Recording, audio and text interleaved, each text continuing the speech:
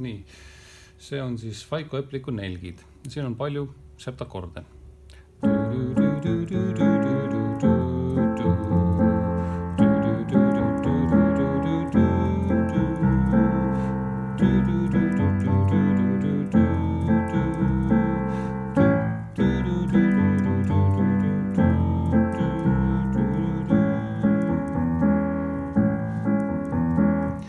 Ja selles noodis on tegelikult teil juba päris palju ka kirjas, kuidas neid akorde mängida. A mai 7. A-tuur asendada pöidla septimiga. See on üks võimalus ise leida, kuigi noodis on juba kirjas.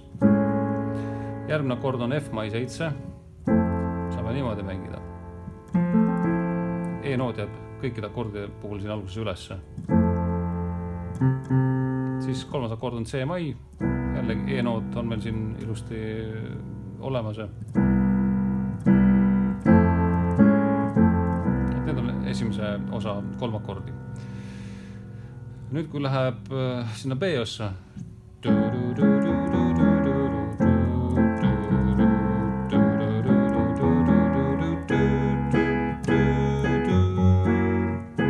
see akord on siin cis-moll 7. See on küll kirjas, aga leida võib seda niimoodi. Cis-moll pöial on sissi peal ja asendame selle septimiga. Saame sellise akordi. Ja nüüd fis 7 liikumine on väga lihtne. E-noot jääb paigale ja siis need äärmised helid liiguvad.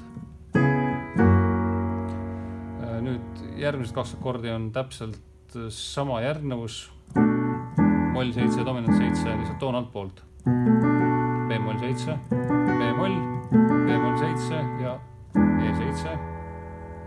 Läheb uuesti siis moll 7, fis 7, B-moll 7, E7 ja nüüd tuleb uuesti moll 7, veel toon alt poolt. A-moll 7 ja D7. Kogu aeg samad suhted akordidel.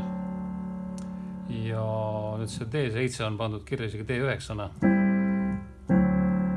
9 erineb 7 lihtsalt nii palju, et põhitoon on asendatud 9. astmega siin.